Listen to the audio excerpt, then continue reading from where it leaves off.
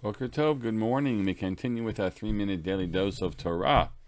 This week, looking at the beginning of Parshat Noach, at least today, and noting how challenging it is when you have a comparison. It's never good to be to be presented and then have a qualifier of some kind, and not clear which way it's meant to go.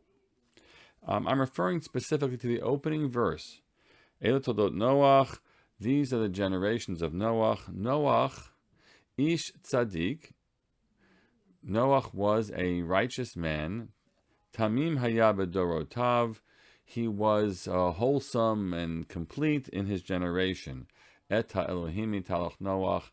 Noach walked with God. How are we to interpret that phrase? Bedorotav. He was wholesome. And maybe even the first part of the phrase also, he was a righteous person, bidorotav, in his generation. And that cuts in one of two different directions. And that's what Rashi tells us.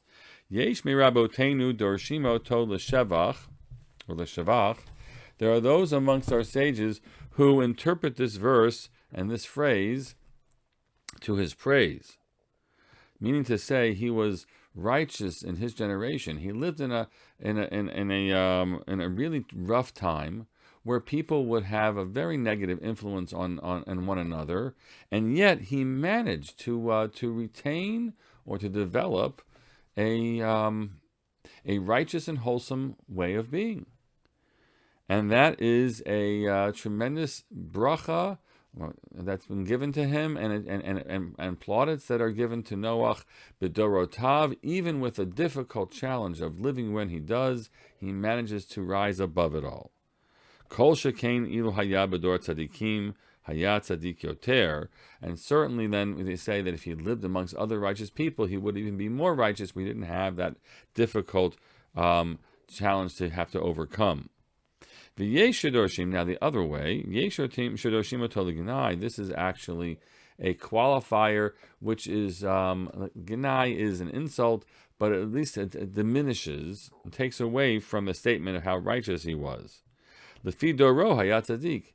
The statement means to say tamim haya bedorotav, compared to other folks there, he shone, he was righteous, he was great. But if you would put him somewhere else, it wouldn't be the case. If according to his generation, he was righteous. If he lived in the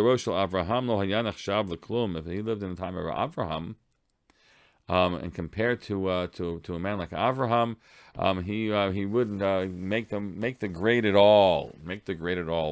So I'm just going to put out there for you today. We'll talk more tomorrow about Noach and Avraham. But this is how we always have to think about when we hear someone make a qualifier or a comparison.